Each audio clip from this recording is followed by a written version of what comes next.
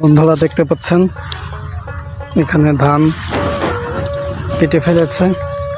আমি এসেছি ধান খেতে।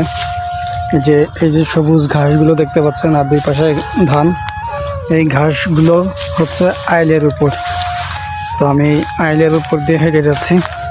দুপাশে কিন্তু পানি, যদিও এখানে ধান দেখা যাচ্ছে, ধানের নিচে কিন্তু পানি। তো পড়ে গেলে কিন্তু আমি পানির মধ্যেই পড়ব।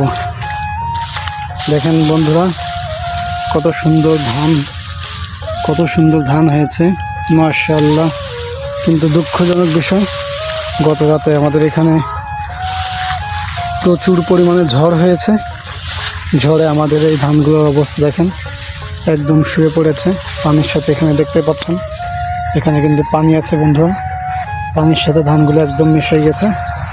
এবং ওই যে দূরে আরেকটা জায়গা দেখতে পাচ্ছেন, এরকম জায়গায় জায়গায় আমাদের ধানগুলো কিন্তু এভাবে নষ্ট হয়ে গেছে।